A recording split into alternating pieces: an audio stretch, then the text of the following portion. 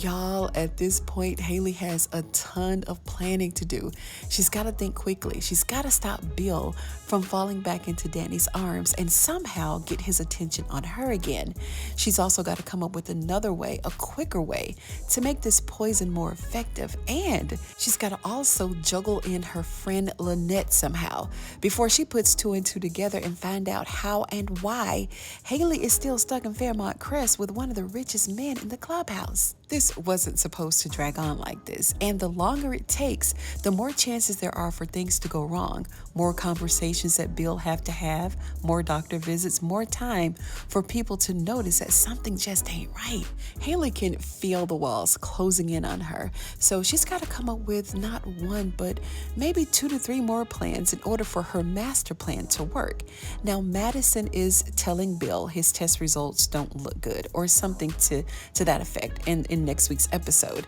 And I'm sure that maybe this is a nod to us to let us know that the poison in those teacups, they didn't just disappear, that they're still working. And this slow pace of the poison is the problem. We know that Hayley is not someone who does well with waiting. She planned this, she mapped it all out, and she trusted that what she was given would do what it's supposed to do. And now she's stuck in this awkward space with Bill because he's sick.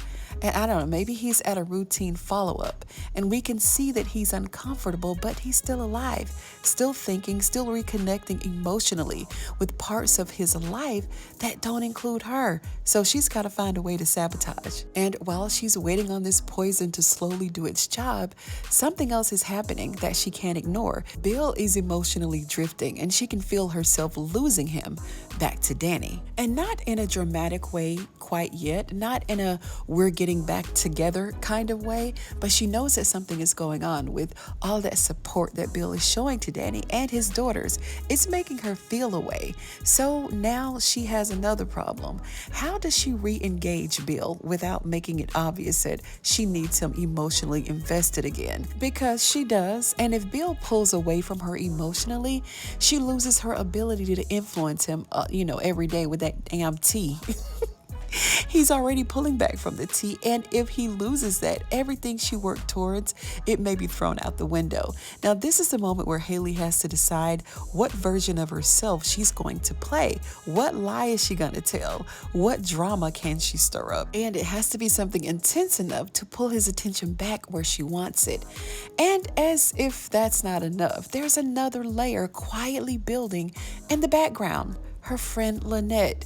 Hayley didn't plan on bumping into her friend, and especially being so close to her life in Fairmont Crest. And Lynette ain't stupid. She's familiar with who Hayley used to be. She knows how Hayley moves, and I know that she'll catch on soon and find out that Hayley's love story is not adding up, which means now Hayley isn't just waiting for poison to take effect.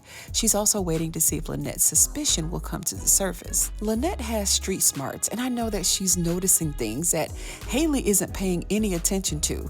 She notices the tension, the forced smiles, the way that Hayley talks around her marriage instead of about it, and eventually questions are going to start forming. Not spoken out loud yet, but they're there and they're going to come out. So the real question here is, it isn't just whether Lynette will find out the truth, it's what she'll do once she knows what Hayley's plan is.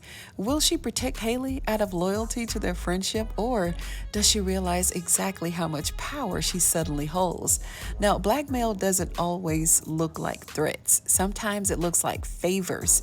Sometimes it looks like you owe me. Or it's just the simple understanding that one wrong move, one wrong conversation, and Hayley's whole carefully constructed life starts to fall apart. So now Hayley is juggling too much at once. She's waiting on a slow death. She's fighting for emotional relevance and Bill's attention. She's managing a friendship that could turn hostile at any moment. And the more she has to juggle, the more likely it is that she's going to drop something.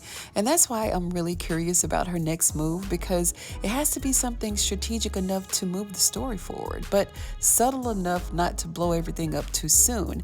Hayley has chess pieces everywhere right now, and she can't afford to sacrifice the wrong one. If she pushes too hard with Bill, she raises suspicion. If she pulls back too much, she loses him. If she undermines Lynette, she's risking exposure. If she overreacts, then she reveals guilt. Right? Managing secrets, it's exhausting enough, right? This is the moment where villains usually slip up, not because they're stupid, but because she's tired. She's bound to slip up and slip up bad because holding multiple realities together, I don't know, it takes constant effort. And that poison may finally be surfacing in Bill's test results, but the real threat to Hayley isn't medical, it's psychological.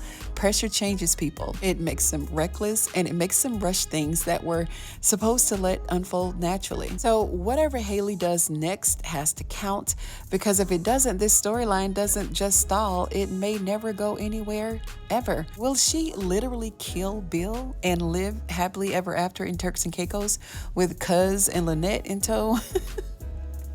I don't know. Let me know what you think down in the comments below. And if you like this video, go ahead and give it a thumbs up. You know I'd appreciate it. And if you're a fan of Beyond the Gates like I am, then go ahead and sub to this channel for more videos just like this one. I also want to give a huge shout out to DeMarcus. DeMarcus, thank you so much for all of your super thanks, and thank you so much for commenting all the time. You're always like one of the first ones to comment. So I really appreciate that. Thank you so much.